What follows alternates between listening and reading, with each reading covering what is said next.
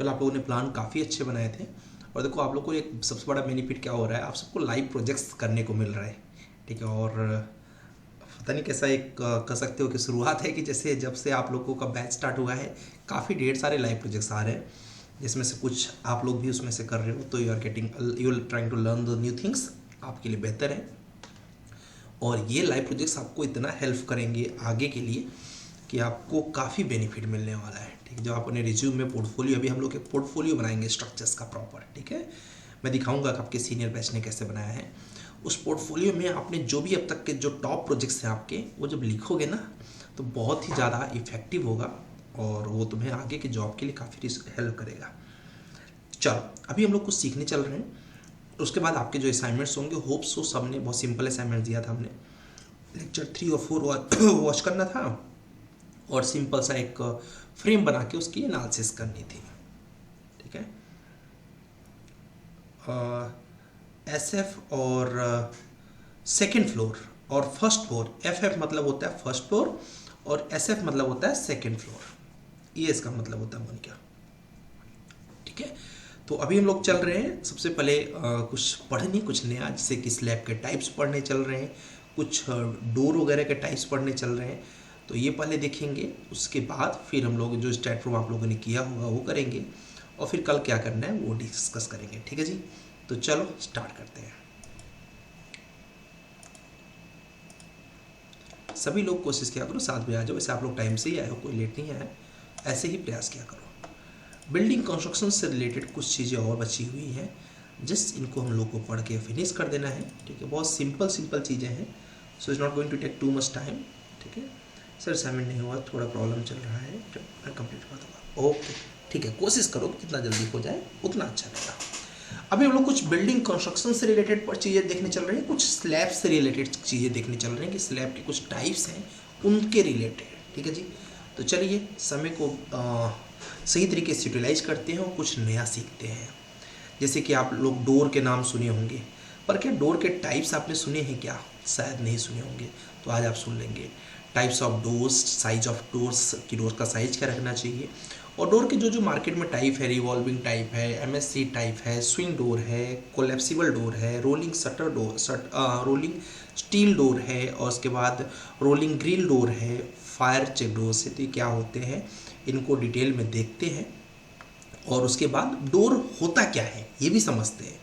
मतलब किसी ने पूछा व्हाट इज़ डोर, तो कभी सोचा है आप आंसर क्या दोगे? जैसे मैं कभी कभी पूछ लेता हूँ ना व्हाट इज़ सिविल इंजीनियरिंग, तो काफ़ी लोग नर्वस हो जाते हैं क्या बताओ इसके लिए, ठीक है। तो ऐसे ही a door may be defined as a framework of wood, steel, aluminium, glass और combination of these material secured in openings left in walls, ठीक है। कहाँ लगता है? वॉल्स में, for the purpose of providing access to the user of the structures, ठीक है। आप यूज कर सको उन कमरों को, इसके लिए दरवाज़ा लगाया जाता है। और दरवाज़ा में बेसिकली 2 पार्ट होता है, एक देखते हो आपका फ्रेम रहता है ऊपर, और अंदर क्या रहता है? शटर रहता है। तो ये एक्चुअली डोर का ये मेनू है। डोर का फंक्शन क्या होता है ये भी हमें पता होना चाहिए। तो very important aspect to planning process, planning में हेल्प करता है क्योंकि वो पार्टीशन दे देता है कि भाई इसके आगे कुछ नहीं करना है, ये रूम का एक डोर हो गया। दूसरा, help to ventilations and admit the light of in the structures, दरवाज़ा खोला खूब ढेर सारा लाइट आ जाता है रूम में। Provide privacy and sound the site, सोचो कि अगर आपके घर में दरवाज़ा ना लगा हो तो फिर क्या बोलते हैं प्राइवेसी कैसे मेंटेन होगी, ठीक है। They are also provide for the safety, ठीक है। आप घर से बाहर जा रहे हो, पड़ोसी को थोड़ी बोलोगे यार मेरा घर देखते रहना, अभी गेट खुला हुआ है, गेट है ही नहीं हमारे घर में, नहीं, सेफ्टी प्रोवाइड करना पड़ेगा। तो ये एक्चुअली डोर का मेन फंक्शन बोल दो या फिर एप्लीकेशन बोल दो। डोर के साइजेस क्या रखने चाहिए मार्केट के हिसाब से? तो कोई भी एक्सटर्नल डोर है, मतलब घर के बाहर बना रहे हो डोर, तो फीट इंचेस में तो मैं बता चुका हूँ। यहाँ पर mm में देख लो, एक्सटर्नल डोर 1000 mm उसका विड्थ होना चाहिए और लेंथ होना चाहिए या फिर हाइट होना चाहिए 2000 mm, मतलब 2 मीटर होना चाहिए उसका हाइट और 1 मीटर होना चाहिए उसका विड्थ, ओके। कोई अंदर का दरवाज़ा है कमरे के अंदर के, तो 900 mm उसका कम से कम विड्थ होना चाहिए और 2 मीटर्स यानी 2000 mm उसका हाइट होना चाहिए। और कोई बाथरूम वगैरह के लिए है तो उसके लिए 800 mm उसकी थिकनेस विड्थ होनी चाहिए और 2 मीटर उसका भी हाइट होना चाहिए। अच्छा, मतलब सबके लिए लगभग 2 मीटर ही हाइट, बस विड्थ चेंज होगा। यस। अच्छा, तो बात करें अगर डोर ऑफ पब्लिक बिल्डिंग्स, कोई भी अगर जैसे कि स्कूल हॉस्पिटल है तो वहाँ थोड़ा ज़्यादा, क्योंकि वहाँ पब्लिक ज़्यादा होती है ना। तो कोई अगर आपको बाथरूम स्कूल का प्रोजेक्ट दे दिया बनाने को, जैसे आज मैंने आपको दिया हुआ है शॉप का प्लस रेसिडेंशियल प्लस कॉमर्शियल, आज आपको एक प्लान भेजा हुआ है, ठीक है, अभी उसके बारे में डिस्कस करेंगे। तो ऐसा अगर कोई प्रोजेक्ट मिल गया तो वहाँ पर देखना पड़ेगा कि हम किसके लिए बना रहे हैं। तो अगर स्कूल के लिए बना रहे हो तो 1200 mm कम से कम विड्थ होना चाहिए, ठीक है, और हाइट 2 मीटर। हॉस्पिटल में, क्योंकि हॉस्पिटल में कई ढेर सारे लोग एक साथ जाते हैं, तो 1200 mm होना चाहिए और हाइट 2100 mm मतलब 2.1 मीटर होना चाहिए।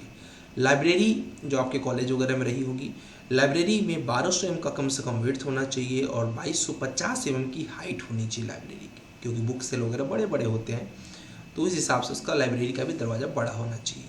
कोई डोर आप गैरेज वगैरह में लगा रहे हो तो गैरेज वगैरह हमेशा बड़ा होना चाहिए, जिससे कि पता चला आपका जो कार है, आप कार का गेट खोल रहे हो तो जाके दीवार में लड़ रहा है। उससे अच्छा है कि 2250 × 2250 का अगर रहेगा तो कोई भी प्रॉब्लम नहीं आएगा।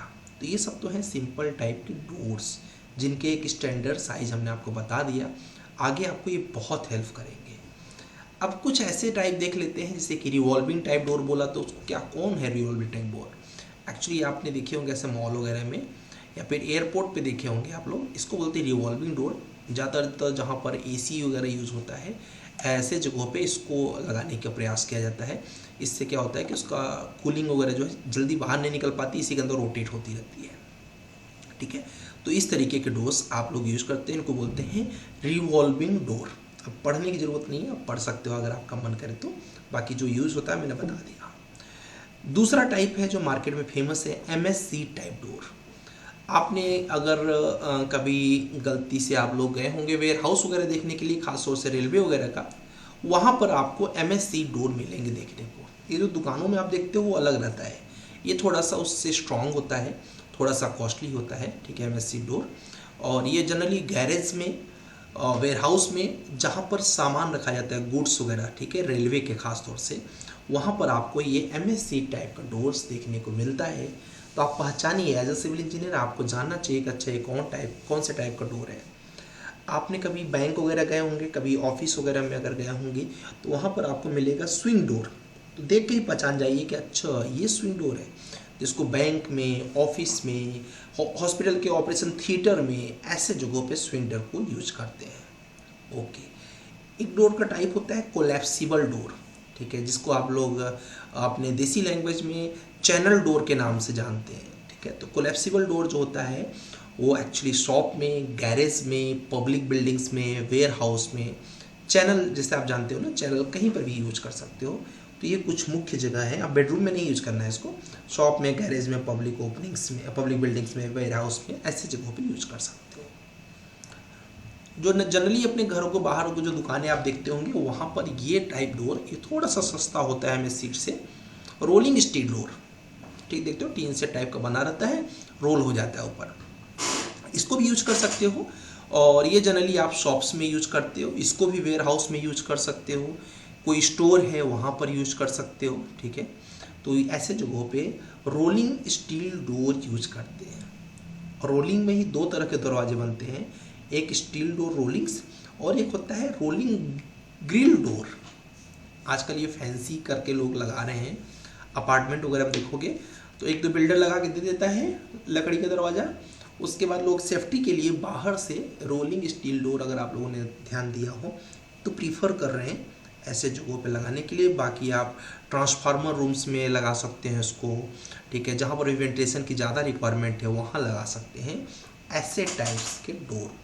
रोलिंग ग्रिल डोर और रोलिंग स्टील डोर देख लिया दोनों आपने। ये टाइप का डोर आपको जनरली देखने को मिलेगा जहाँ पर फायर वगैरह से रिलेटेड सामान रखे रहते हैं, वहाँ पर इसको बोलते हैं फायर चेक डोर्स। इसमें आग उस स्पीड से नहीं लगती जिस स्पीड से नॉर्मल दरवाजों में लग जाती है, ठीक है, थोड़ा टाइम लगता है। जहाँ पर फायर से रिलेटेड इक्विपमेंट्स रखे होते, पता चला वही जल गया तो फिर उन इक्विपमेंट्स का क्या होगा। तो ऐसे जगहों पे जनरली फायर चेक डोर्स को रखे जाते हैं और लगाए जाते हैं। तो ये मुख्य रूप से 6 टाइप के डोर्स होते हैं। ठीक है, जिसके बारे में हमने थोड़ा थोड़ा इन्फॉर्मेशन ले लिया। अब बात करते हैं स्लैब्स के बारे में। ठीक है, देखो हमको सबके बारे में इन्फॉर्मेशन होना चाहिए, इंटरव्यू में पता नहीं किसके बारे में पूछे, तो हमारा प्रयास है कि हमारे स्ट्रक्चर्स में कहीं से भी कोई भी कुछ भी पूछे हम सब जगह से आंसर देंगे। तो अगर किसी ने पूछा कि बताओ यार स्लैब होता क्या है, ठीक है, सबसे सिंपल चीज़ तो स्लैब होता क्या है, तो आपको स्लैब का डिफिनीशन भी पता होना चाहिए। तो slabs are constructed to provide flat surface usually horizontal in the buildings, roof, floors, bridges and other type of structure. हर जगह पे स्लैब यूज करते हैं, राइट।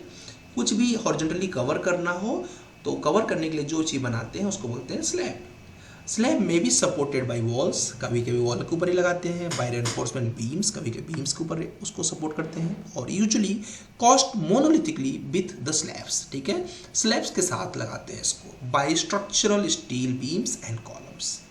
ऐसे जगहों पे लगाते हैं जहाँ पर बीम्स से सपोर्टेड हो पूरा का पूरा स्लैब। जनरली स्लैब को बताने का मंशा क्या था, हमारा मंशा था कि स्लैब्स के दो टाइप होते हैं। एक टाइप तो आप जानते हो 1 वे और 2 वे नाम से, दूसरा टाइप इम्पॉर्टेंट है और जिसके बारे में आज के टाइम में इंटरव्यू बहुत डिस्कस कर रहे हैं। क्या टाइप है ये?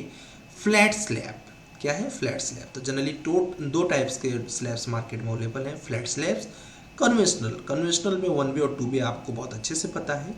फ्लैट स्लैब में एक होता है नॉर्मल फ्लैट स्लैब, दूसरा होता है flat slab with drop panel, तीसरा flat slab with column head, चौथा flat slab with drop panel and column head. तो आज हम इनके बारे में do send this notes. Yes I will send you the group. ठीक है, ये सब जो भी आप लोग क्लासेस में पढ़ोगे पीपीटी, सारे पीपीटीज आपको ग्रुप के अंदर मिलते चले जाएंगे, फ्यूचर में भी और आज भी। जो फ्लैट स्लैब होता है, देखो आपको दिखा होगा ऐसे पार्किंग वगैरह में ज़्यादातर इनको आप यूज करोगे। अब ये देखो स्ट्रक्चर पॉइंट ऑफ व्यू से बहुत इंपॉर्टेंट है। डोर के टाइप याद नहीं रखोगे चल जाएगा, ठीक है, वो तो जान गए तो अच्छी बात है, नहीं जाने कोई बात नहीं, लेकिन as a structure engineer flat slab के बारे में सब कुछ जानना पड़ेगा। तो पहली चीज़ तो वही, व्हाट इज फ्लैट स्लैब। तो एक स्लैब की डिफिनीशन शायद यहाँ पर लिखी हुई है, it is reinforce concrete supported by directly columns. मैं जो डिफिनीशन देता हूँ, the slab which is beamless, the slab which is beamless is called flat slab. ऐसा भी डायरेक्ट आंसर दे सकते हो। इस फ्लैट स्लैब का एक तारीफ होता है कि इसके अंदर बीम्स नहीं लगाई जाती है, डायरेक्ट कॉलम के ऊपर रेस्ट कर जाता है। Okay, it do not have beam, they are supported on column itself. ये किस पे सपोर्टेड होता है? डायरेक्ट ये कॉलम्स पे सपोर्टेड होता है। Loads are directly transfer to the columns, direct load column पे ट्रांसफर हो जाता है। In this type of construction a plan ceilings is obtained, thus gives attractive appearance from the architectural point of view। ठीक है, architecture point of view से देखा जाए तो देखने में अच्छा लगता है क्योंकि बीम्स बीच बीच में नहीं रहती हैं, तो पार्किंग वगैरह में बड़ा पैसा बचाता है ये। कैसे? सपोज अभी फायर फाइटिंग की पाइप जानी है, बीच बीच में बीम रहेगी, तो बीम से फिर से नीचे आएगा, फिर कटेगा, फिर बीम ऊपर के ऊपर जाएगा, फिर स्लैब से टच होता हुआ जाएगा।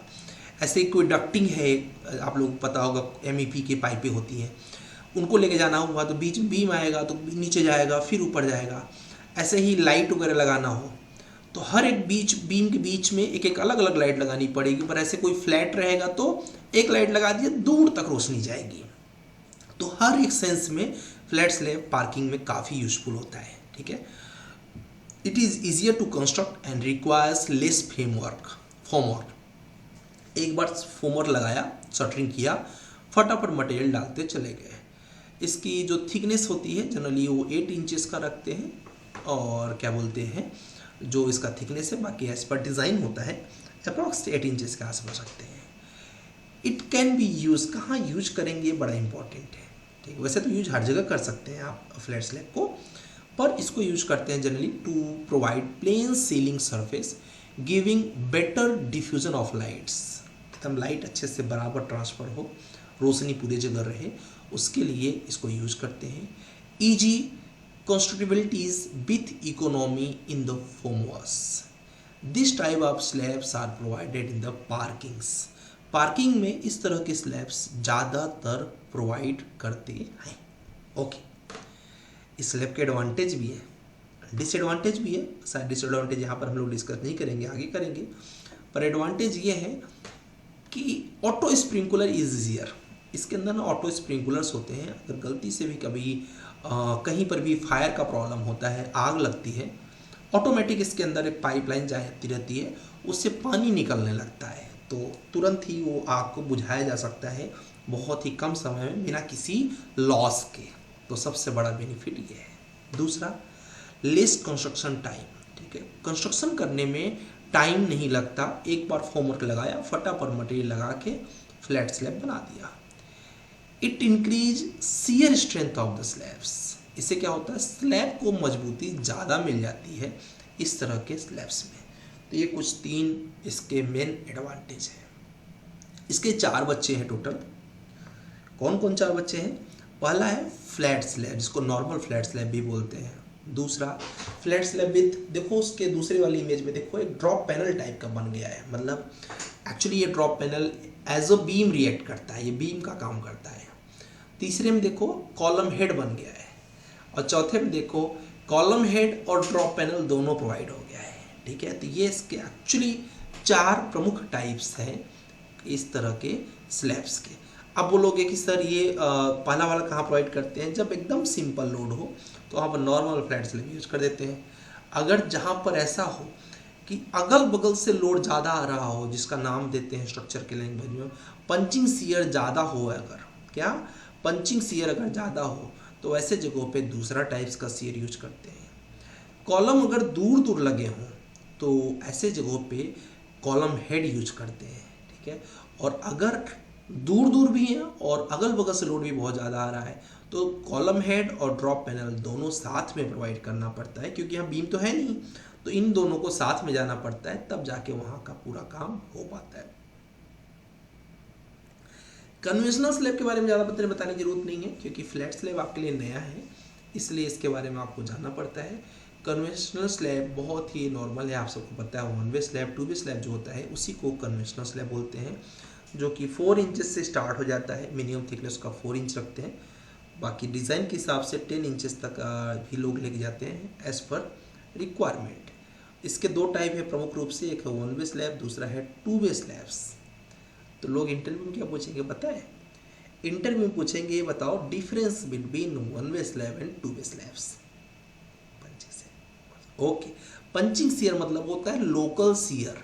लोकल शियर मतलब आसपास से आने वाला लोड, आसपास मतलब अगल बगल से आने वाला जो लोड होता है वो अगर ज़्यादा आ रहा है तो पंचिंग शियर हमारी ज़्यादा आ रही है। ठीक है, सपोज कि तुम अभी जहाँ पर बैठे हो, ठीक है, तुम जहाँ पर बैठे हो, अगर तुम्हारे उसी रूम में सपोज किसी बेड पर बैठे होगे, इसी बेड के ऊपर 10 लोग आके बैठ जाएं।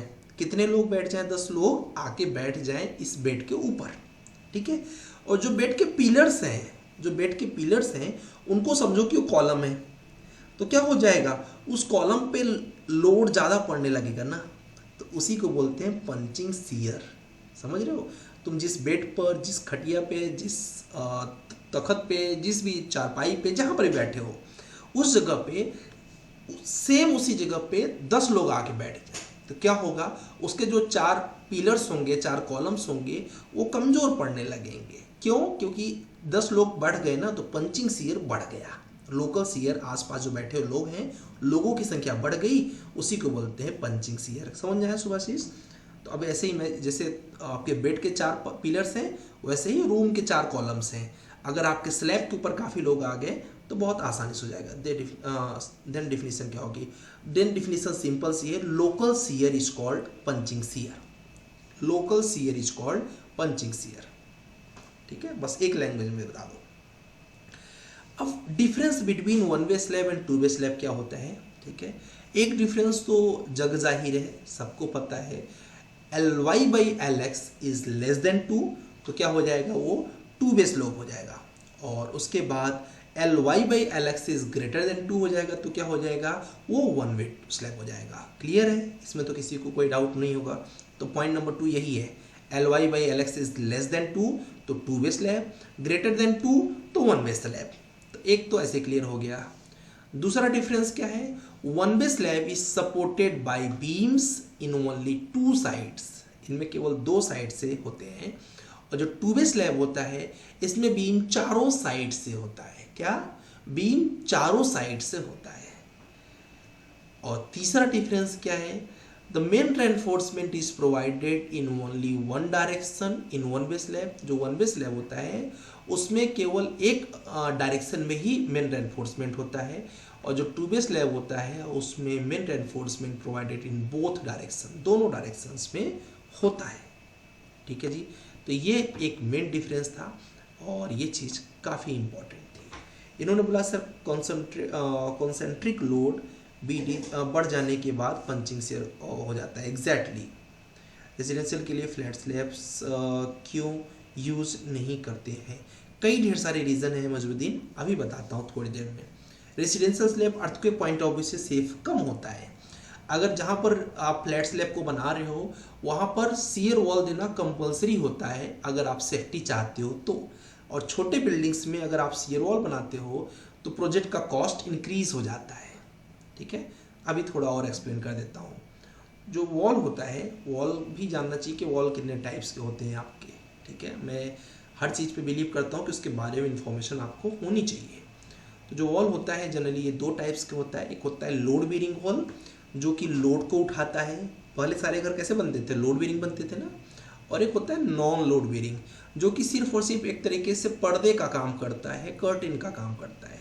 आप लोग के घरों में अभी जो नया घर आपका बना होगा उसमें जो वॉल होगी वो केवल एक पर्दे की तरह यूज हो रही है। ठीक है, लेकिन जो पहले के घर होते थे उसमें लोड बेरिंग जो स्ट्रक्चर्स होते थे उसमें जो वॉल होता था उसी पर स्लैब पड़ता था, तो वही अकेले मेन भार संभाल लेता था।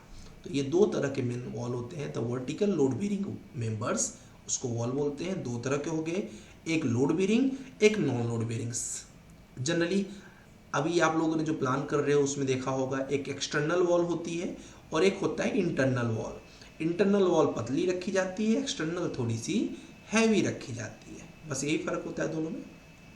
ठीक है, और अभी मार्केट में थोड़ा सा मार्केट अपग्रेड हुआ है तो ब्रिक का भी वॉल अवेलेबल है, ब्लॉक्स भी अवेलेबल हैं और कंक्रीट का शियर वॉल भी अवेलेबल है। तो तीन मुख्य रूप से वॉल्स के टाइप्स मार्केट में हैं। ठीक है, अब शियर वॉल तो छोड़ दो क्योंकि वो एक अलग पॉइंट ऑफ व्यू बन गया, अभी अलग से एक्सप्लेन करूंगा उसको। ब्लॉक्स आप लोगों ने देखे होंगे और ब्रिक्स का तो कभी से यूज हो रहा है। तो ये तीन मुख्य तरह के वॉल्स हैं। और जो लोड बेरिंग वॉल है उसके ऊपर क्या होता है, उसके ऊपर स्लैब डायरेक्ट डाल सकते हो, और जो नॉन लोड बेरिंग वॉल है वो जस्ट एक पार्टीशन का काम करती है। ठीक है, तो जैसे कि एक एग्जाम्पल के लिए आपको एक पिक्चर दिखा रहा हूँ। यहाँ पे देखो कॉर्नर्स की जो वॉल है उस पर पूरा का पूरा ट्रस आकर रेक्ट कर रहा है और बीच वाला सिर्फ और सिर्फ यहाँ पर क्या कर रहा है, फ्रेम की तरह वर्क कर रहा है। तो ये क्या है, नॉन लोड बेरिंग है, और ये क्या हो गया, लोड बेरिंग स्ट्रक्चर्स हो गया। बस इतना ही है लोड के बारे में, इससे ज़्यादा जानने की ज़रूरत नहीं है। ठीक है, कि वॉल एक सिंपल टॉपिक है। अब लास्ट टॉपिक है आपका स्टेयरकेस। हम लोग एक एक चीज़ के बारे में जानेंगे। कोई पूछ ले स्टेयरकेस होता क्या है, व्हाट इज स्टेयरकेस, आप सोचोगे आंसर क्या करो यार, स्टेयरकेस तो स्टेयरकेस होता है। नहीं, a set of steps leading from surface of the buildings to another surface. एक सरफेस से दूसरे सरफेस पर जाने के लिए जिस माध्यम को यूज करते हैं that medium is called stairs. ऐसे आंसर करो technically. Typically inside of the building systems as staircase या फिर स्टेयर्स। ठीक है, कोई बोले कि इसका काम क्या है, मतलब स्टेयरकेस ठीक है आपने डेफिनेशन दे दिया, इसका काम बताओ। Why do you need stairs, तो आप बता दो। To protect people from injuries and to facilitate access during the movement from one level to another levels. आपको अगर अपने ऊपर वाले फ्लोर पे जाना है तो एक बड़ा सा टेबल रखो और उस टेबल के ऊपर एक चेयर रख दो, और फिर उसके बाद तुरंत अगर उसके ऊपर चढ़ोगे तो आराम से अपने छत पे पहुंच जाओगे। आप बोलोगे यस सर पहुंच जाऊंगा। तो फिर हम स्टेयरकेस क्यों बनवाते हैं घर में, इसलिए बनवाते हैं जिससे कि आप महीने में 2 बार अपने घुटने में हल्दी वाला चंदन न लगाओ। ठीक है, मतलब आपको चोट न लगे, इसलिए आप इजीली ऊपर चढ़ सको, इसलिए हम स्टेयरकेस को यूज करते हैं। ठीक है जी, स्टेयरकेस की 3 मुख्य प्रारूप हैं, 3 मुख्य पार्ट्स हैं उसके। कौन कौन से, एक है steps. It is a portion of stair which permit ascent और डिसेंट, मतलब कितने स्टेप ऊपर जाना है कितने स्टेप नीचे है। दूसरा इंपॉर्टेंट टर्म्स है उसका थ्रेड, जिसके ऊपर आप पैर को रखते हो। ठीक है, तो it is upper horizontal portion of steps upon which the feet is place, जिस पर आप पैर को रखते हो। तीसरा राइजर, देखो सबको डिफाइन करना हमको आना चाहिए। A vertical portion between each thread, हर जो पैर रखने वाला थ्रेड है, थ्रेड के बीच में जो पोर्शन है उसको बोलते हैं क्या, राइजर। तो ये तीन मुख्य चीजें हैं। चौथा इसका मुख्य चीज होता है, उसको बोलते हैं रेलिंग्स, और रेलिंग्स के बीच बीच में होता है ब्लस्टर्स। अभी तक बहुत से लोग कंफ्यूज रहते हैं। मैं पूछूंगा कि बीच वाला पोर्शन क्या है तो बोलेंगे सर रेलिंग लगा हुआ है। नहीं यार, रेलिंग नहीं लगा हुआ है, इसको बोलते हैं ब्लस्टर्स। क्या बोलते हैं इसको, ब्लस्टर्स। तो रेलिंग क्या है, ये जो पाइप गई हुई है इसको बोलते हैं हैंड रेल। जो ऊपर से पाइप गया हुआ है इसको बोलते हैं हैंड रेल। और जो इसमें से क्या बोलते हैं, पहला वाला पार्ट है, पहला वाला जो मुख्य कॉलम है इधर से और इधर से, इसको बोलते हैं नेवल, नेवल कैप। ऊपर के पोर्शन को कैप और पूरे नेव को बोलते हैं नेवल्स। और ट्रेड आपको पता ही है। रन किसको बोलते हैं, रन मतलब जहां से जहां तक स्टेयरकेस दौड़ा गया उसको बोलते हैं रन। बाकी राइज कितना हुआ वो आप देख रहे हो यहाँ पर।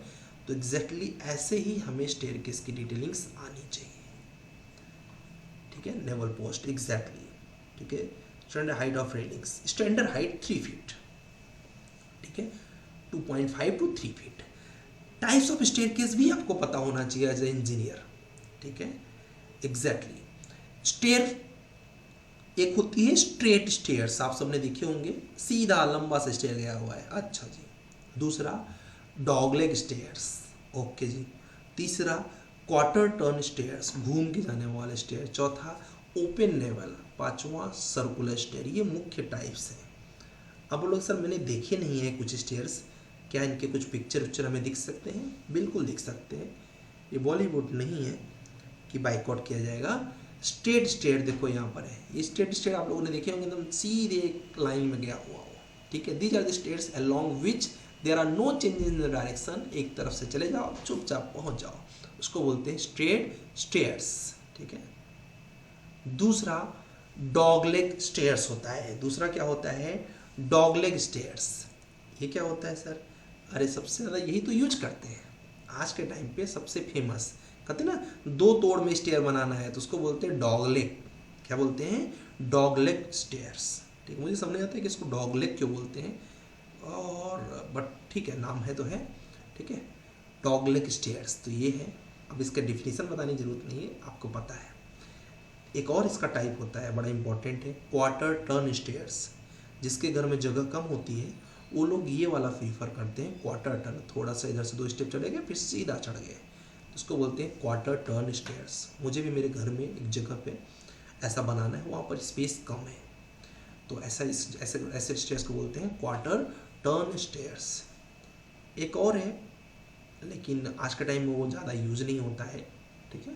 पहले के टाइम पे या फिर पहले के जो बॉलीवुड मूवीज़ देखते होंगे आप लोग, उसमें आपने देखा होगा ओपन नेवल स्टेयर्स। ये किधर से किधर भी घूमती रहती है, ठीक है। तो इसको बोलते हैं ओपन नेवल स्टेयर्स, जो आज के टाइम के हिसाब से बहुत ज़्यादा यूजफुल नहीं है। एक लास्ट है, क्या नाम उसका, सर्कुलर स्टेयर्स, ठीक है। काफ़ी काम का होता है। अगर आपके घर में जगह कम है या फिर जिस भी प्रोजेक्ट को कर रहे हो उसमें जगह कम है, तो सिंपल सा आपको ऐसा सर्कुलर स्टेयर्स बना देना चाहिए। बहुत ही कम जगह लेता है ये स्टेयर्स, और इसमें अगर कोई भागने की कोशिश करे तो भागना मुश्किल हो जाता है। एक दिन मैं गया था, एक स्टूडेंट ने मुझे जब अपने घर पे इनवाइट किया था, कुछ उसका जॉब वगैरह लगा था, तो मैं उसके घर से नीचे उतर रहा था, तो मुझे जल्दी थी लेकिन इतना स्लो उतरना पड़ रहा था कि संभव ही नहीं था कि फास्ट उतरे, नहीं गिर जाते। कोई पूरा लोहे का, थोड़ा सा भी इधर उधर हुआ तो बड़ी तेज चोट लगती। तो ये कुछ इस तरीके का ये सर्कुलर स्टेयर्स होता है। तो ये था मुख्य रूप से आपने किसके बारे में पढ़ा, स्टेयर्स के बारे में थोड़ी जानकारी आपने लिया। दूसरा आपने लोड बेरिंग या फिर नॉन लोड बेरिंग वॉल, मतलब वॉल के बारे में जानकारी लिया। तीसरा आपने फ्लैट स्लैब और कन्वेंशनल स्लैब के बारे में जानकारी लिया। चौथा आपने डोर्स के बारे में जानकारी लिया। तो ये सारे ही बड़े ही इंपॉर्टेंट टर्म थे। एक बार और अगर आप घर पे बैठ कर रिवाइज कर लिए, कभी ज़िंदगी में नहीं भूलोगे बिल्डिंग कंस्ट्रक्शन का ये टर्म्स, ठीक है। चलो देखते हैं अभी स्टेट प्रो में किसने क्या किया हुआ है, फिर आपके जो डाउट्स हैं वो पूछ सकते हो। देखो स्टेट प्रो में जब आपका प्रोजेक्ट चेक किया जाता है वही राइट टाइम होता है कि आपको जो पूछना रहे आराम से अपना माइक ऑन करके उसी समय पूछ भी लिया करो, लेकिन पूछो वही जिसने प्रोजेक्ट करके लाया है, क्योंकि उसने मेहनत किया है तो उसको प्रोजेक्ट का आंसर मिलना चाहिए।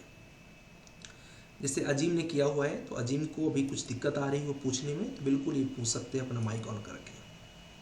बहुत बढ़िया अजीम। जैसा मैं असाइनमेंट सबका देख पा रहा हूँ, कुछ लोग नहीं किए हुए हैं, जो नहीं किए हैं अपना आंसर जरूर बताएं कि ऐसा क्या हुआ कि नहीं कर पाए। हाँ विक्रम बोलो। हेलो। हेलो, हाँ Vikram. Good evening sir. Good evening, good evening. Sir मेरा स्टार्ट में लोड ऑटोमेटिक लग रहा है, कुछ समझ में नहीं आ रहा है, थोड़ा सा देखिए। ऑटोमेटिक? क्या समझ में ही नहीं आ रहा है, कैसे लोड लोड दिया, लोड लगाने से पहले ही लोड आ गया, समझ में ही नहीं नहीं, आ रहा अगर ये फ्लोर लोड ऑटोमेटिक आ रहा है वो तो आता ही है। है। नहीं नहीं सर, सेल्फ वेट भी ऑटोमेटिक आया और यूनिट वेट भी ऑटोमेटिक आया, कुछ समझ में नहीं आ रहा है। सेल वेट भी दो ऑटोमेटिक। तीन हाँ, 2 3 4 बार किया, सेम ही प्रॉब्लम आ रहा है। अनइंस्टॉल करके एक बार फिर से इंस्टॉल कर दो। सर जब चैट पे ओपन कर रहे हैं ना, हम्म, एक प्रॉब्लम दिखा रहा है। सर आपको बोल रहा हूँ, हाँ। वो दिख सर वो दिखा रहा है unable to active RSS feed connection.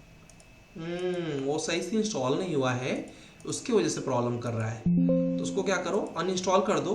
Uninstall करके फिर उसके बाद फिर से इंस्टॉल करो। मैक्सिमम चांस ओके है कि सर। तुम्हारा वो सही हो जाएगा। कुछ अगर कोई फाइल मिसिंग रह गई है उसमें, ऐसा नहीं बता रहा हूँ।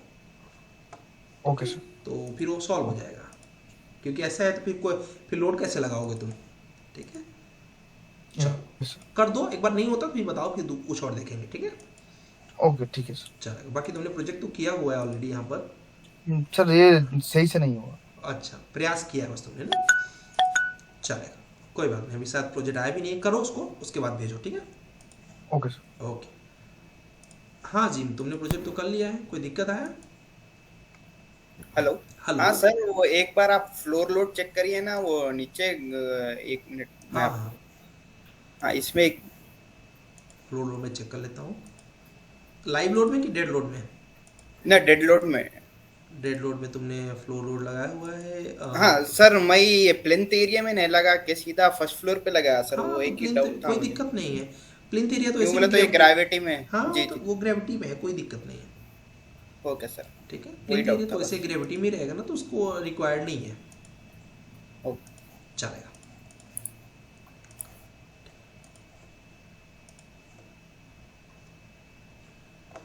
ओके, मोनिका ने बनाया हुआ है। बड़ी जल्दबाजी में इन्होंने एक ही टाइप के कॉलम भी सब लगा दिए हैं, बट ठीक है, प्रयास किया है।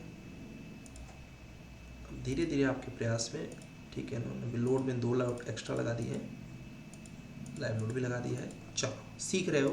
ठीक है, सीखो, ऐसे ही सीखा जाता है, धीरे धीरे आता चला जाएगा। हाँ मोनिका, कुछ दिक्कत आया इसमें? सर एनालिसिस करने के बाद वो दोबारा फाइल कैसे चेक करते हैं कि एनालिसिस होगी? एनालिसिस तो करना पड़ेगा, फाइल को ओपन किया तो एनालिसिस करना पड़ेगा। सर कैसे करेंगे? दोबारा चेक कर रही हूँ तो वो करते नहीं आ रहा है। ठीक है, अभी तुम्हारा दिखा रहा है डेंसिटी नॉट प्रोवाइडेड एरर। दोबारा ना, मतलब नहीं समझे। जैसे कि फाइल तुमने डाउन, फाइल तो है तुम्हारे पास। सर वो कैसे निकालते, एक बार बताइए देखो, कहाँ से निकाल? अभी तुमने जो मुझे फाइल भेजा हुआ है, वो मेरे पास जैसा यहाँ डाउनलोड्स में रखी है ना, तुमने अभी जस्ट भेजा फाइल। जैसा ठीक है, तो ये जो नीले कलर की फाइल है, इस डॉट एसटीडी वाली, इसी पे डबल क्लिक कर देना है, ये फाइल खुल जाएगी। सर एनालिसिस चेक कैसे करेंगे? अच्छा, कि एनालिसिस करना कैसे है, राइट? हाँ। ठीक है, अभी एनालिसिस करने से पहले मैं बता दूं, तुमने जो मटेरियल लगाया है वो लग नहीं पाया है। ठीक है, तो मटेरियल को क्या करना, डिलीट कर देना, फिर से लगा देना, क्योंकि डेंसिटी नॉट प्रोवाइडेड का वार्निंग दे रहा है। इसका मतलब है कि तुमने जो मटेरियल असाइन किया वो लग नहीं पाया है। ठीक है, तो मैं लगा दे रहा हूँ, जिससे कि वो तुम्हारा एरर खत्म हो जाएगा। ठीक है, ये हमने तुम्हारा डिलीट कर दिया, अपना मटेरियल लिया, उसको लगा के असाइन कर दिया। अब इसके बाद ये देखो, तुमने सबको लगा ही दिया, सपोर्ट वगैरह लगाया ही है। ये देखो यहाँ एनालिसिस पे जाके बस एनालिसिस करके ऑल, ऐड, क्लोज, और फिर एनालाइज पे जाके एनालाइज कर देंगे। सर वो रन नहीं हो रहा था, एक ही बार फाइल रन हुई थी, दोबारा रन नहीं हो रही थी। रन नहीं हो रहा था, कुछ गड़बड़ कर रहे हो कि देखो मैंने अभी भी रन करके दिखा दिया। सर एक बार और कोशिश करके देखिए। हाँ, एक बार फिर से कर लो, हो जाएगा। नहीं होता दूसरा प्रोजेक्ट करो। ठीक है। ठीक है, चलो। Thank you sir. देखो, अगर हम गलतियां नहीं करेंगे मतलब हम सीख ही नहीं रहे। ठीक है, तो गलतियाँ तो हमारा पार्ट है, बिल्कुल करो, हमको कोई दिक्कत नहीं आपकी गलती से। इवन आप गलत करके भी भेजोगे, मुझे खुशी होगी कि आपने प्रयास किया। ठीक है सुभाषिस, बट अभी ब्रेक मत करो, नहीं तो लास्ट टाइम की तरह तुम्हारा स्टैट को छूट जाएगा, फिर तुमको लगेगा यार मैं तो पीछे हो गया, तो तुमको दिक्कत जाएगी। सभी लोग जो भी असाइनमेंट नहीं किए हो करो, तब आगे चलो। ठीक है, इसलिए मैं आपको एकदम कम असाइनमेंट देता हूँ, जिससे कि ये ना हो कि यार ओवर हो गया। मेरे अकॉर्डिंग 1 घंटे का ही असाइनमेंट मैं देता हूँ। ठीक है, कोई दिक्कत नहीं, कमांड्स को ज़्यादा आगे पीछे कर दिया है, उसका वार्निंग दे रहा है, कोई बड़ी वार्निंग नहीं है, चल जाएगा शायद। ये अच्छा किया है। बैबो ने किया हुआ है 3rd प्रोजेक्ट, और उसके साथ साथ इन्होंने इसका कैट फाइल भी भेजा हुआ है। वेरी गुड बैबो, बहुत बढ़िया, बहुत बढ़िया। एक सर्कुलर कॉलम भी इन्होंने यूज किया हुआ है, थोड़ा हट के इन्होंने किया हुआ है, बहुत अच्छी चीज़ है।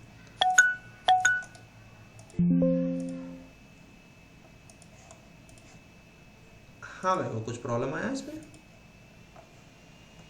हेलो हाँ बैबो, कुछ प्रॉब्लम है इसमें? सर, उसमें जीरो स्टिफनेस का वार्निंग आ रहा है। ओके, जीरो स्टिफनेस का वार्निंग्स आ रहा है, कोई दिक्कत नहीं है। जब जीरो स्टिफनेस का वार्निंग्स आया ऐसे, तो सबको सेलेक्ट कर लेना, और सेलेक्ट करने के बाद यहाँ जियोमेट्री में जाना, और यहाँ पर इंटरसेक्ट कर देना सबको। ठीक है, जियोमेट्री ऊपर पता है ना, जियोमेट्री में जाके एक इंटरसेक्ट करके ऑप्शन होता है, उसमें जाना, और जैसे इंटरसेक्ट कर दोगे तो सब के सब इंटरसेक्ट हो जाएंगे। होप सो उसके बाद तुम्हारा जो प्रॉब्लम है वो सॉल्व हो जाएगा। और ये कब आता है, जब कभी इंपोर्ट किया तुमने फाइल को ना, तो इंपोर्ट करते समय अगर हम कोई मिस्टेक करते हैं तो प्रॉब्लम आता है। देखो मैंने सारा सॉल्व कर दिया, जीरो वार्निंग्स हो गया तुम्हारा। समझ में आया क्या वैभव? ओके गुड, चलो वैभव का हो गया। अब चलते हैं रेहान के पास। रेहान ने एक बीम को एनालिसिस किया, एक फाइल एनालिसिस किया हुआ है। ऐसे ही जैसे कर रहे हो ना, ऐसे ही रोज करो। अभी इसमें करने में कितना टाइम लगा होगा, सिर्फ मुश्किल से 3-4 मिनट या फिर 6 मिनट, पर इंपॉर्टेंट ये था कि हम करने बैठे थे इसको। ठीक है, और इसका एक्सेल सीट बनाते रहना, मंडे को शेयर करना है इसका एक्सेल सीट। कुछ दिक्कत आया हो तो रेहान आप पूछ सकते हैं। पाटिल, पृथ्वीराज पाटिल, तुमने नहीं किया हुआ है? हेलो, हाँ रेहान बोलो, कुछ दिक्कत आया?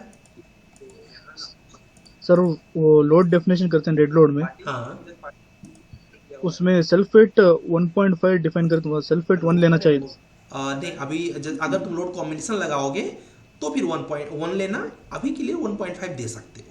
आगे जब लेक्चर पढ़ोगे ना, तो उसमें हमने बता रखा है कि 1 लो। अभी के लिए, अभी तुम लोग कॉम्बिनेशन नहीं लगा रहे हो ना, ठीक है, तो कॉम्बिनेशन नहीं लगा रहे हो तो 1.5 लगा सकते हो। जब कॉम्बिनेशन लगाओगे तो फिर 1 सफिशिएंट है। ठीक है, चलेगा। नितिन ने भी किया हुआ है, ठीक है,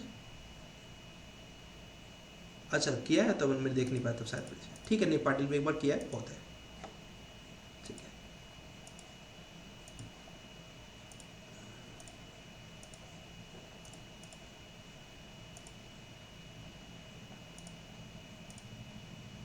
ओके गुड, बहुत बढ़िया। चलो, लगभग सबने प्रयास किया हुआ है, जिसने भी नहीं किया हुआ है कल तक कर लेना, बहुत इंपॉर्टेंट है। ठीक है, और अभी इसके साथ आपको क्या करना है, बहुत सिंपल। अभी हम लोग ज़्यादा हेक्टिक नहीं करेंगे काम को, ठीक है, जिससे कि आपको दिक्कत ना जाए। आप क्या करना, लेक्चर नंबर 5, क्या करना, लेक्चर नंबर 5 वॉच कर लेना, जिसमें हमने एक टावर का डिज़ाइन करना बताया हुआ है। इतना ईजी है कि आप सोच ही नहीं सकते, एकदम मतलब जस्ट कर देखना, देख के कर लेना। ठीक है, तो वार्निंग क्या है, मास्टर स्लैब अभी आगे पढ़ाऊंगा जिम, तो क्लियर हो जाएगा, बता दूंगा। ठीक है, तो अभी आपको क्या करना है, लेक्चर नंबर 5 को वॉच करना है, और वॉच करने के बाद उसको एग्जीक्यूट करना है। उसके साथ एक लाइव प्रोजेक्ट भेजा हुआ है, इसको करोगे तो आपका एक्सपीरियंस और बढ़ेगा। उसका देखो सारा रिक्वायरमेंट मैंने भेज रखा है, अगर आप देख रहे होंगे लाइव प्रोजेक्ट अपना। ठीक है, ऊपर रिक्वायरमेंट लिखा हुआ है, और पेंसिल से उसका 2 फीट 6 इंच छोड़ दिया है, जो कि साइड मार्जिन है, पूरे प्रोजेक्ट में करना है। 2 फीट 6 इंच छोड़ दिया है, बाकी पूरे एरिया पर आपको यूज करना है। नीचे शॉप निकालनी है और पार्किंग छोड़ना है। ठीक है जी, अपने दिमाग से बस प्रयास करना है। ऐसा नहीं कि आपका प्रोजेक्ट सेलेक्ट हो तभी ज़रूरी हो, ठीक है, लेकिन हमने प्रयास किया, प्लस क्लाइंट को पसंद आए, ये हमारे लिए बहुत बड़ी अचीवमेंट हो जाएगी। तो रिक्वायरमेंट सारा लिखा हुआ है कि नीचे पहले पार्किंग छोड़ देना आधे एरिया में, पीछे के साइड दुकान लगा देनी है, ठीक है, नॉर्थ फेसिंग में, और उसके बाद वहीं से स्टेयरकेस दे देना साइड से ऊपर जाने के लिए। और ऊपर जाके रेसिडेंस के बारे में लिखा है कि 3 BHK बनाना है। सारा रिक्वायरमेंट लिख रखा है, ठीक है। अपने दिमाग से बनाना, गलत बनाना, पर बनाना जरूर, ठीक है। तो बस इतना सा आपको काम करना है, इतना करोगे तो आपके लिए सफिशिएंट हो जाएगा। आकांक्षा बोल रही सर आउटर लोड लगाते वक्त बीम्स को सिलेक्ट कर रहता है, बीम सेलेक्ट हो रहा है, अदर बीम सेलेक्ट नहीं हो रहे हैं। तो क्या करो, बीम के ऊपर क्लिक कर करके लगा दो, बीम के ऊपर क्लिक कर करके लगा दो, या फिर आकांक्षा ऊपर सेलेक्ट ऑप्शन जो है मेन्यू बार में, वहाँ से जाओ, सेलेक्ट एक्सिस चूज कर लो कि वाई एक्सिस में, जेड एक्सिस में एक्सिस डाल दोगे तो उस एक्सिस के सारे बीम सेलेक्ट हो जाएंगे। नहीं बन रहा है, मुझे फाइल को फॉरवर्ड करो, मैं करके दिखाता हूँ। सरोज तुमने नहीं किया हुआ है आज असाइनमेंट्स, विकास तुमने नहीं किया हुआ है, अब देखो तुम लोग को पीछे हो जाओगे फिर। अनिल तुमने भी नहीं किया हुआ है, आलम, ठीक है। देखो इतना छोटा सा काम मैंने दिया था, बस बात थी यहाँ पर कंसिस्टेंसी की, जो आप लोगों ने मेंटेन नहीं किया है, जिसमें आपको दिक्कत जाएगी। हाँ सरोज बोलो। हेलो, हाँ good evening, good evening. Sir हम ऑफिस का ही एक लाइव प्रोजेक्ट पे काम कर रहे हैं रजिस्टर्ड पे ही, ओके मैं आपको वही भेजता हूँ। ठीक है, वो भेजो, लेकिन इसका भी प्रोजेक्ट करते रहो, क्योंकि ये प्रोजेक्ट का लाइव डेली अपडेट बढ़ता चला जाएगा ना लेवल, ठीक है। Yes sir. अब तुम अगर लाइव प्रोजेक्ट पे काम कर रहे हो तो तुम्हें पता होगा कि प्रोजेक्ट को करने में कितना मिनट लगेगा, बताओ। सर ज्यादा टाइम तो नहीं लगा, एनालिसिस पे थोड़ा किसी में कॉलम कोई फेल कर जाता तो जो थोड़ा प्रोजेक्ट चेंज। जो मैंने प्रोजेक्ट दिया था, आई थिंक उस प्रोजेक्ट को करने के लिए 5 मिनट सफिशियंट है, यस सर। ठीक है। तो 5 मिनट का काम क्यों नहीं किया हमने, ये इंपॉर्टेंट है ना। वो तुम उस प्रोजेक्ट को भी मुझको दिखाओ, अच्छा लगेगा, लेकिन ये प्रोजेक्ट साथ में जरूर करो, ठीक है। ओके ठीक है, okay, thank you sir. Okay. देखो हमें कई चीज़ें ऐसी होती हैं जो हमें आती हैं, ठीक है। अब जैसे मैं आज आपको टॉपिक पढ़ाया, काफ़ी इंटरेस्टिंग था, बट सच बताऊं तो इसमें से काफ़ी चीज़ें कुछ लोगों को आती रही होंगी, वो मैटर नहीं करता। काफ़ी चीज़ें नहीं आती रही होंगी ना, वो सीखा ना, वो इम्पॉर्टेंट है। तो ये मत सोचो कि बहुत ईजी है, ठीक है। चारों तरफ से मार्जिन छोड़ना है नितिन, यस, चारों तरफ से मार्जिन छोड़ना है, 2.5 फीट का दिया हुआ है, 2 फीट 6 इंचेस, उसके बाद पूरा प्लानिंग करना है। ट्राई करो, नॉर्थ फेसिंग है आई थिंक ये, उसमें लिखा हुआ रिक्वायरमेंट में, वैसा ही बनाना। जरूरी नहीं कि मैं बोलता हूँ कि सेलेक्ट नहीं होगा, क्या फ़र्क पड़ता है, हमारा प्रैक्टिस तो हो जाएगा ना, ठीक है। मेरे जो ड्राफ्टर हैं वो ऑलरेडी मैंने दे रखा है, प्रोजेक्ट कर रहे हैं वो लोग, तो कोई टेंशन नहीं है, प्रोजेक्ट तो हो ही जाएगा। पर आपको क्या करना है, आपको अपना एक्सपीरियंस लेना है इस चीज़ से, ठीक है। और किसी को कोई क्वेश्चन है पूछो। हाँ सरोज बोलो। सर उस प्रोजेक्ट को कैट पे ड्राफ्ट करके ये करना है। अभी आज तो केवल कैट पे ड्राफ्ट करना है, कल उसको क्या करेंगे, कल उसको स्टैट पे उसकी ये एनालिसिस करेंगे, ठीक है। अभी एक पार्ट में करेंगे ना, जिससे कि बर्डन ना पड़े ना, ओके ठीक है। तो आज केवल यस वॉल्स एंगल पे ही रहेगा सुभाषीष। तो आज केवल हम उसका प्लान बनाएंगे, कल उसकी एनालिसिस करेंगे, परसों उसकी डिटेलिंग सीखेंगे, ऐसे स्टेप बढ़ता चला जाएगा। तो क्या करना है, लेक्चर नंबर 5 में मैंने एक छोटा सा टावर का एनालिसिस बताया है, वॉच करके बना लो, पहला काम। दूसरा काम, ये जो लाइव प्रोजेक्ट दिया हुआ है इसको ट्राई करना है, गलत ट्राई करना बट करना जरूर, ठीक है जी। चलो, और एम एस सी और रोलिंग डोर सेम ही है ना, यस यस सेम ही है, बस एम एस सी जो डोर होती है ना उसका अंदर से क्लोजिंग होती है उसकी पार्टिल, और जो रोलिंग डोर होती है उसकी बाहर से होती है, ठीक है। बस इतना सा अंतर रहता है, और उनके क्वालिटी में थोड़ा सा फर्क होता है। नहीं, एलिवेशन नहीं करना साहित्य, केवल प्लान बनाना है। जब प्लान डन हो जाएगा क्लाइंट की तरफ से, तब मैं बताऊंगा कि इसका एलिवेशन बनाओ, ठीक है। प्लान पहले डन हो जाए तो फिर एलिवेशन बनाना समझदारी होता है, क्योंकि एलिवेशन में टाइम लगता है, प्लान में तो ज़्यादा टाइम नहीं लगेगा जहाँ तक है ना। किसी को कुछ पूछना है, कुछ दिक्कत है, और जितने लोग आज असाइनमेंट नहीं किए, कल कैसे भी करके असाइनमेंट जरूर करना, ठीक है। आतिश तुमने भी नहीं किया आज का असाइनमेंट, जबकि आज का असाइनमेंट बहुत छोटा सा था, ठीक है। चलो प्रोजेक्ट का स्ट्रक्चर डिज़ाइन हम लोग करेंगे। यस, आज स्ट्रक्चर डिज़ाइन नहीं करना है, आज कल प्लानिंग बनाना है अजीम, कल स्ट्रक्चर डिज़ाइन करना है। तो पार्ट्स में करेंगे ना, जिससे कि इकट्ठा ना हो, नहीं तो फिर बर्डन हो जाएगा। कितने बाई कितने का प्लान है, समीर ग्रुप को देखो, ग्रुप में सब कुछ भेजा हुआ है। Yes Hasan, lecture number 5 watch करना है, उसमें टावर डिज़ाइन बताया हुआ है, उसी को बनाना है बस, ठीक है। पार्ट में करेंगे, धीरे धीरे करेंगे, हर चीज़ का अपने पास सेट है, टेंशन मत लो, बस साथ चलते रहो। ठीक है, 1 महीने के बाद तुमको दिखाऊंगा, देखो पीछे मुड़ के तुमने कितना कुछ सीख लिया है। ये जो एक्सेल सीट बनवा रहा हूँ, क्यों बनवा रहा हूँ? जिससे कि जब तुम्हें ऐसा फील हो कि यार मुझे कुछ नहीं आता है, वो एक्सेल सीट जब खोलो तो बोलो यार इतना कुछ तो मुझे आता है। ठीक है, तो वो एक्सेल सीट आपको बहुत कॉन्फिडेंस देगा। एक्सेल सीट बनाते रहो और अपने लेक्चर्स को कंटिन्यू करते रहो। ठीक है, चलो कल मिलते हैं, होप सो कल सभी लोग असाइनमेंट्स कर लेंगे, फिर आगे चलेंगे। ठीक है, कुछ पूछना हो तो पूछो। ठीक है, जाओ।